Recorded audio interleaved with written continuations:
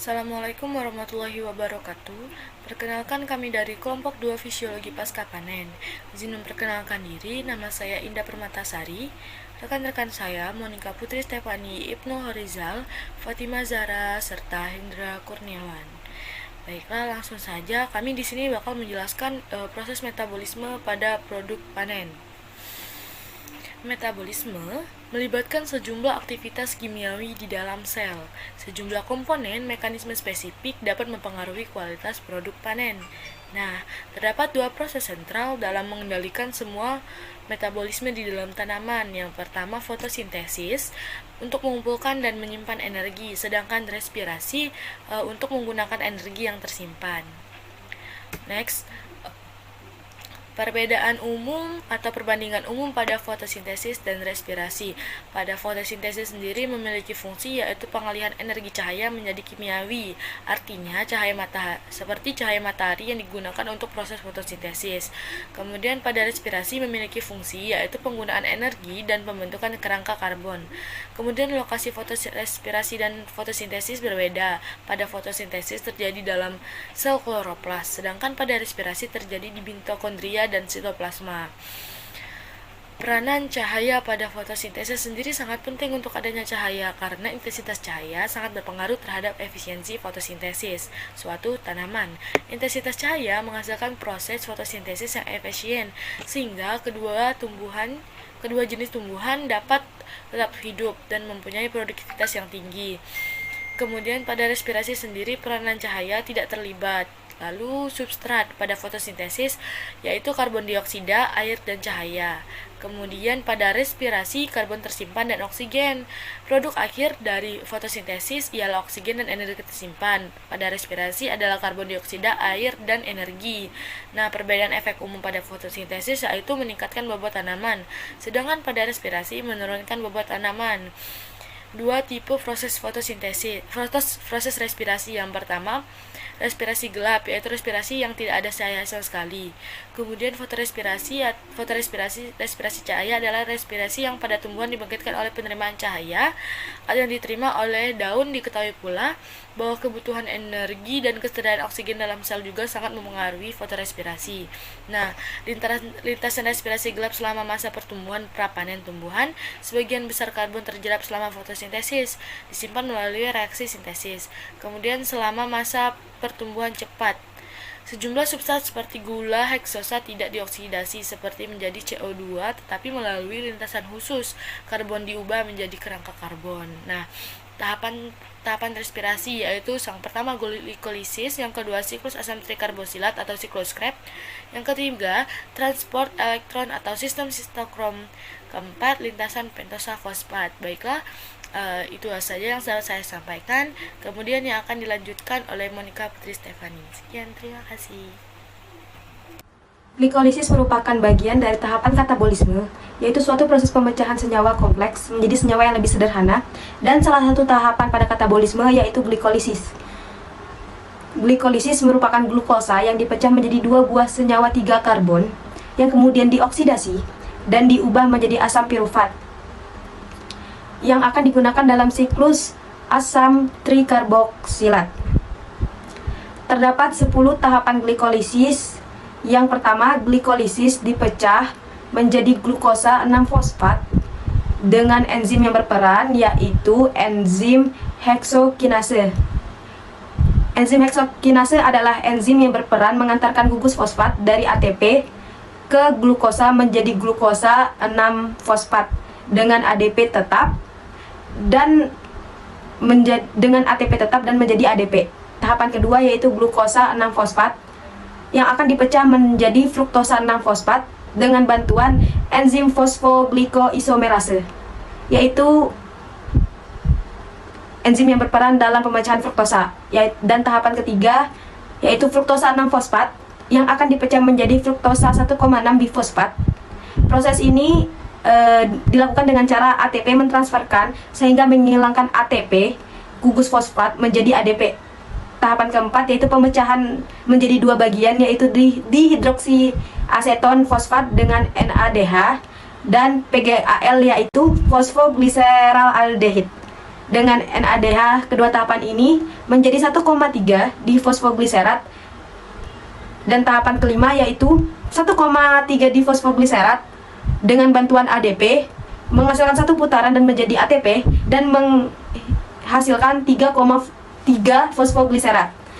Tahapan selanjutnya yaitu 3 fosfogliserat dengan melakukan satu putaran menjadi 2 fosfogliserat. Tahapan berikutnya yaitu 2 fosfogliserat dengan bantuan air atau H2O menjadi fosfofenol pirufat. Dan yang terakhir tahapannya yaitu fosfofenol pirufat dengan ADP menjadi ATP menjadi asam pirufat. Selanjutnya kita akan masuk ke tahapan sitosol. Sukrosa dipecah menjadi 3 bagian, yaitu glukosa, fruktosa, dan galaktosa. Dengan bantuan ATP, selanjutnya glukosa kinase dan ADP, dan juga fruktosa kinase 6 glukosa dan 6 fruktosa dan glukosa organik. Selanjutnya kita akan masuk ke bagian manfaat. Mereduksi 2 molekul NAD+ menjadi NADH untuk setiap molekul heksosa yang dirombak menjadi energi ATP. Yang kedua, setiap molekul glukosa menghasilkan 2 ATP bila substratnya yaitu GLU1P, GLU6P, dan fruktosa 6P yang dihasilkan 3 ATP, menghasilkan senyawa-senyawa antara yang dapat menjadi bahan baku untuk sintesis berbagai senyawa yang terdapat dalam tumbuhan. Jika tidak ada oksigen, tanaman melakukan metabolisme fermentasi. Fermentasi dapat terjadi melalui fermentasi alkohol atau fermentasi asam laktat. Laktat dianggap sebagai produk akhir pada fermentasi yang relatif lebih berbahaya karena memiliki efek samping, dan juga jika dibandingkan dengan alkohol, itu akumulasi dari laktat sendiri itu memiliki dampak, yaitu penurunan pada pH sitosol.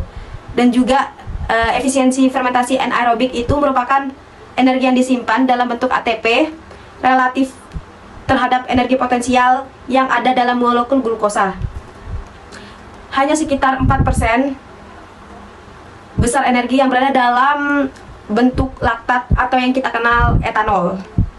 Dan juga buah melakukan fermentasi untuk memenuhi kebutuhan seperti kebutuhan pada energi yang diperlukan pada substrat seperti atau kita kenal yaitu glukosa. Lebih banyaknya jangka waktu dengan waktu yang singkat, itu persediaan substrat akan lebih cepat habis, sehingga ketika substrat tersebut habis maka buah tersebut akan mati atau busuk. Selanjutnya kita akan masuk ke pengertian sendiri dari siklus asam sitrat. Siklus asam trikarboksilat atau yang kita kenal dengan siklus asam sitrat memiliki pentingnya asam sitrat sebagai substrat intermediate dalam siklus ini, seperti siklus yang sebelumnya dan juga untuk siklus kedepannya. Asam pirufat merupakan hasil glikolisis ketika memasuki matriks mitokondria dengan didekarboksilasi oksidatif, sehingga hasil yang didapatkan yaitu NADH, karbon, dan juga asam asetat.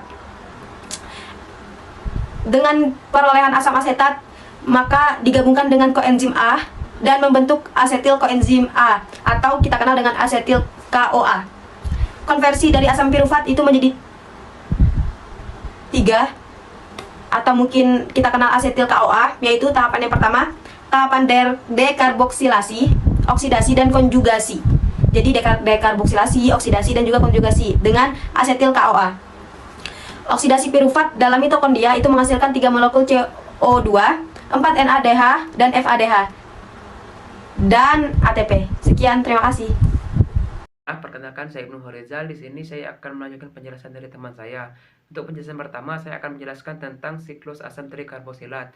Untuk siklus ini terdapat 8 tahapan. Nah, tahapan pertama yaitu terjadinya kondensasi antara oksalosetrat yang memiliki 4 atom karbon dengan asetil-CoA yang memiliki 2 atom karbon, sehingga terbentuklah sitrat yang memiliki 6 atom karbon. Pada tahapan ini dibantu oleh enzim sitrat sintase. Nah, untuk selanjutnya tahapan kedua yaitu terjadinya dehidrasi, yaitu keluarnya H2O. Setelah terjadinya dehidrasi, terjadi juga hidrasi, yaitu masuknya H2O, sehingga terbentuklah isositrat yang memiliki 6 atom karbon. Nah, pada tahapan ini dibantu oleh enzim aconitase. Nah, untuk tahapan ketiga yaitu terjadinya pelepasan salah satu 6 atom karbon menjadi 5-6 atom karbon sehingga terbentuklah alfa gluterat. Pada tahapan ini terbentuk juga NADH dan CO2. Nah, untuk tahapan keempat yaitu masih sama pelepasan salah satu 6 atom karbon dari 5 menjadi 4. Dan pada tahapan ini juga terbentuk NADH dan CO2. Tetapi bedanya pada tahapan ini terjadinya proses masuknya koenzim A sehingga terbentuknya suksinil CoA. Nah, untuk tahapan kelima yaitu suksinil CoA menjadi suksinat. Nah, pada tahapan ini terjadinya proses keluarnya CoA CoA atau koenzim A sehingga terbentuklah ATP. Nah, untuk selanjutnya yaitu tahapan keenam yaitu suksinat menjadi fumarat. Nah, pada tahapan ini terbentuk FADH 2. Nah, selanjutnya proses fumarat menjadi malat. Pada tahapan ini terjadi proses masuknya H2O. Nah, setelah terjadinya malat ini akan berubah lagi menjadi oksalosetrat. Nah, siklus ini antara malat dengan oksalosetrat tadi menghasilkan NADH. Nah, siklus ini akan terus berulang-ulang, berputar-putar terus-menerus. Nah, dari satu siklus asam trikarboksilat terbentuklah 3 NADH, 1 FADH2, dan 1 ATP. Transport elektron dan sintesis ATP. Nah, elektron yang berenergi tinggi yang dihasilkan dari siklus asam trikarboksilat tadi akan dirubah menjadi ATP sehingga dapat digunakan.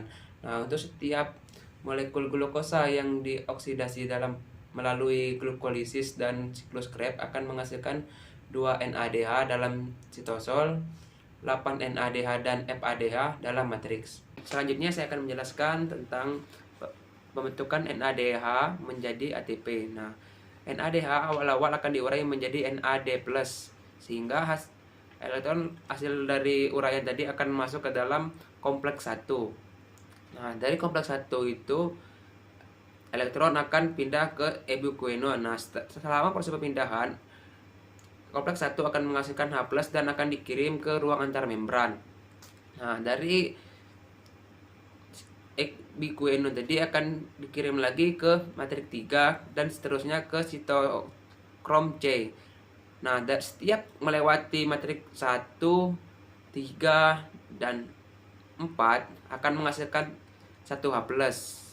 Nah, dari sitokrom C tadi akan dikirim lagi ke kompleks 4. Nah, di kompleks 4, elektron tadi akan bertemu dengan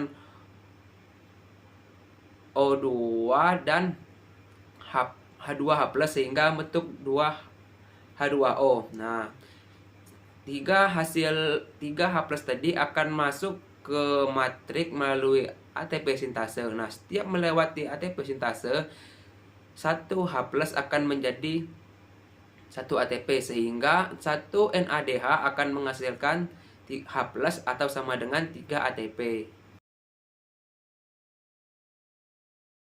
Selanjutnya yaitu proses perubahan FADH2 ke bentuk ATP. Nah, untuk prosesnya hampir sama dengan NADH, cuma beda di awal. Untuk NADH melalui kompleks 1, sedangkan FADH2 melalui kompleks 2. Nah, awal-awal FADH2 akan diubah menjadi FAD+.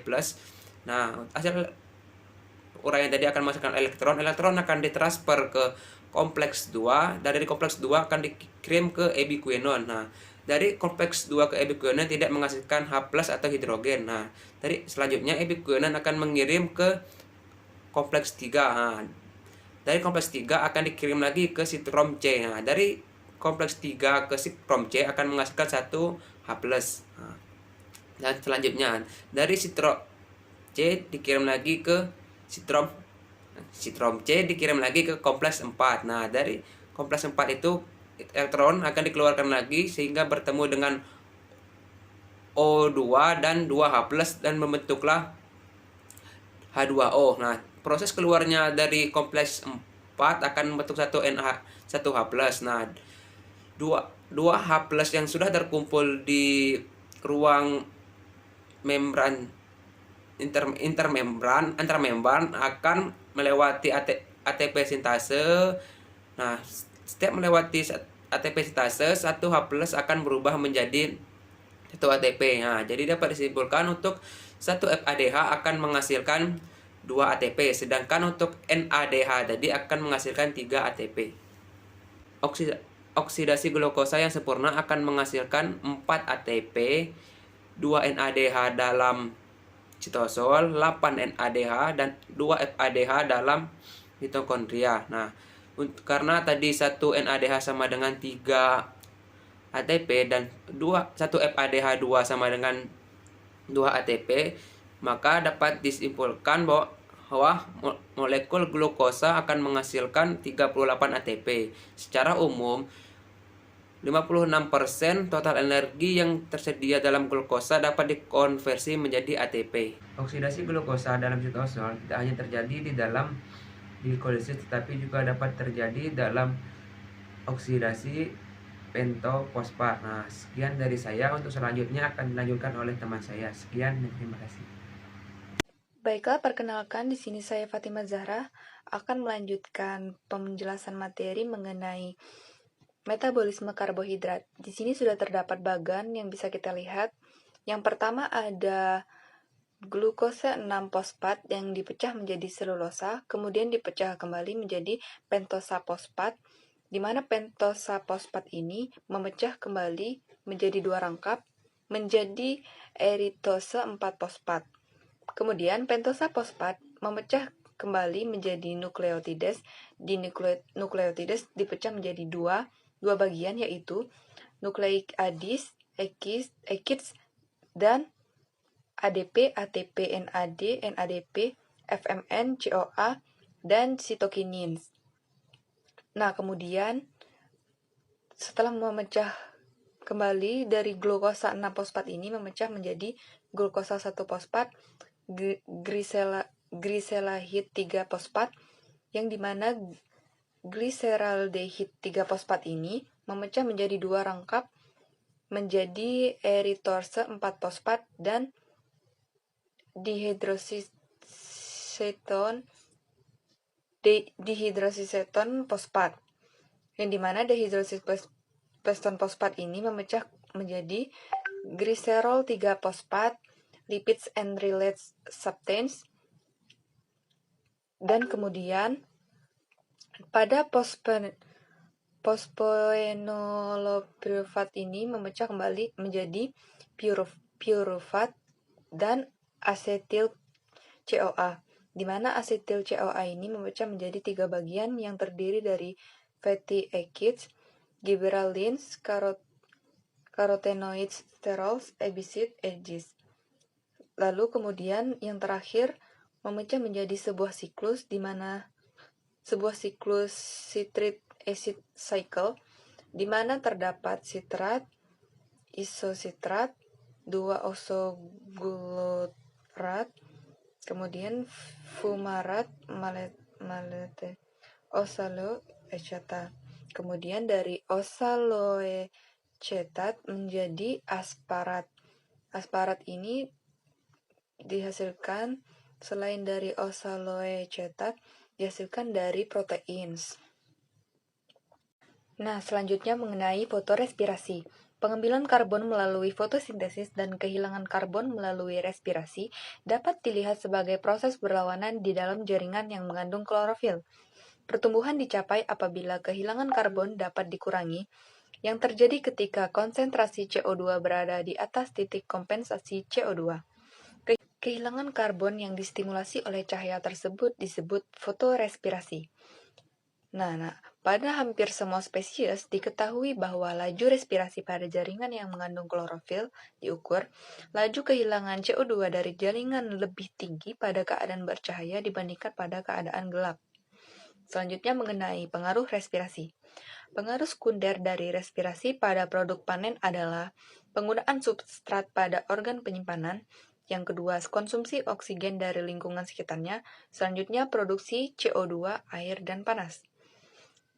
Kehilangan substrat dari organ penyimpanan akan menyebabkan penurunan energi cadangan dalam jaringan yang akan memperpendek masa produk. Kehilangan energi juga menyebabkan percepatan senescence terutama pada produk kritis seperti daun, bunga, dan struktur lain yang tidak berfungsi sebagai penyimpanan energi.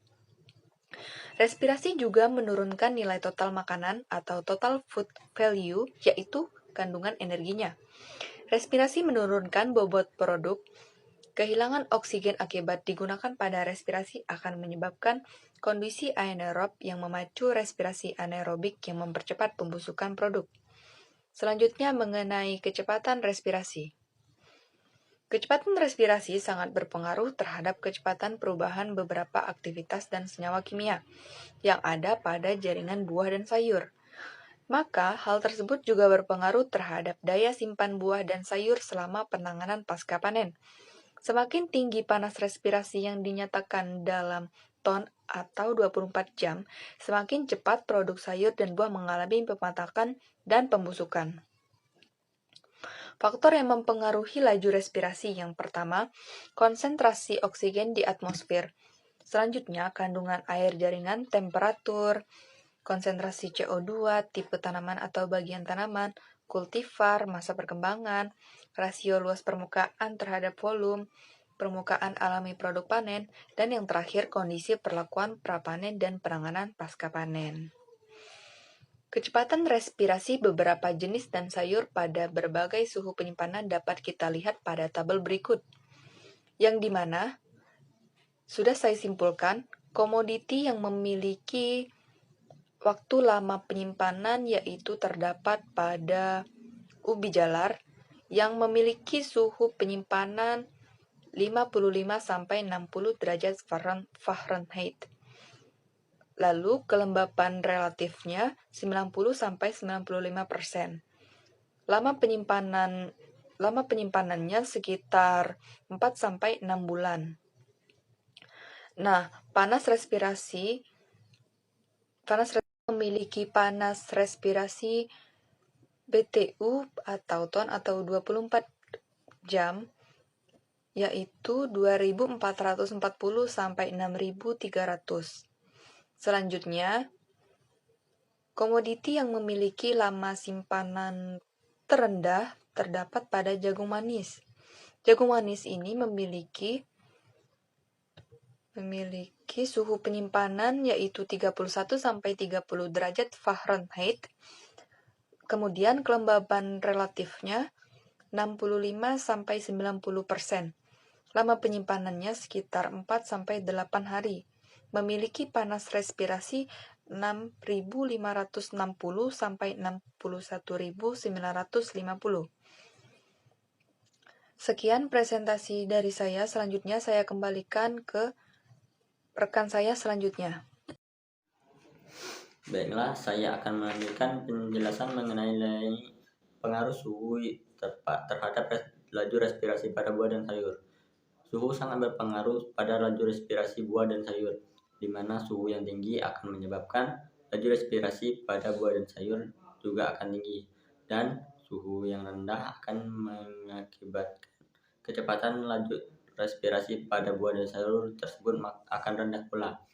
Hal tersebut akan menyebabkan lama simpan buah dan sayur pasca panen yang akan semakin lama.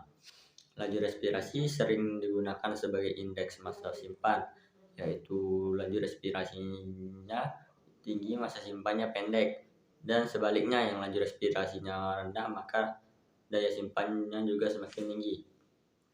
Nah, ada salah satu cara untuk memperlambat laju respirasi buah dan sayur agar masa penyimpanannya rendah, yaitu menyimpan buah dan sayur pada suhu yang rendah. Hal tersebut bertujuan untuk mengurangi laju respirasi pada buah dan sayur tersebut sehingga memiliki masa simpan yang lama untuk para pedagang bisa menjualnya sampai ke konsumen. Nah, di sini ada beberapa contoh buah dan sayur yang memiliki laju respirasi BTU per ton per 24 jam. Yang pertama pada suhu 32 derajat Fahrenheit yang memiliki laju respirasi tertinggi, yaitu ada pada tanaman sayuran kacang-kacangan yaitu memiliki 4.400 BTU per ton per 24 jam, dan yang paling rendah laju respirasinya yaitu pada buah pir yang memiliki 700 sampai 1.500 BTU per ton per 24 jam. Nah, pada suhu 40 derajat Fahrenheit, jenis tanaman yang memiliki laju respirasi paling tinggi yaitu pada tanaman jagung manis yang memiliki laju respirasi 17.100 BTU per ton per 24 jam, dan yang memiliki laju respirasi paling rendah yaitu buah apel yang memiliki laju respirasinya 1.100 sampai 1.600 BTU per ton per Fahrenheit. Nah, pada suhu 60 derajat Fahrenheit, tanaman yang memiliki laju respirasi paling tinggi itu masih juga jagung manis dengan laju respirasi 35.800 BTU per ton per 24 jam, dan tanaman yang memiliki laju respirasi paling rendah pada suhu 60 derajat Fahrenheit yaitu sayuran kentang dengan laju respirasinya 2.600 BTU per ton per 24 jam. Nah, BTU yaitu singkatan dari British Thermal Unit. Nah, ini itu satuan yang digunakan untuk mengukur atau menyatakan kemampuan laju respirasi pada buah dan sayur tersebut. Buah dan sayur terdiri dari beberapa jenis atau disebut yang pertama ada buah klimaterik yang bisa didefinisikan sebagai suatu fase yang kritis dalam kehidupan, dan terjadinya proses ini terjadi banyak sekali perubahan yang berlangsung. Di samping itu juga proses ini dapat diartikan sebagai autosimulation atau perubahan dari mentah menjadi matang pada buah dan sayur. Dari pengertian tersebut, contoh yang dapat diambil yaitu pada buah mangga, buah pisang, dan buah-buah lainnya yang memiliki masa simpan sangat rendah relatif santai yang itu berkisar pada 1 hari sampai 1 minggu setelah dia dipanen.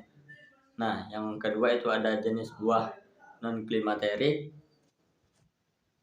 Buah non-klimaterik dapat didefinisikan sebagai kelompok buah-buahan yang memiliki proses pematangan yang cukup lama dan memiliki masa simpan yang lama juga. Hal ini dikarenakan laju respirasi pada buah non-klimaterik sangat rendah. Salah satu contohnya yaitu seperti buah jeruk yang memiliki masa simpan setelah panen yang bisa melebihi 1 minggu. Itu juga tergantung dengan bagaimana kita menyimpan buah tersebut agar tetap pada suhu dan temperatur yang pas dalam penyimpanannya.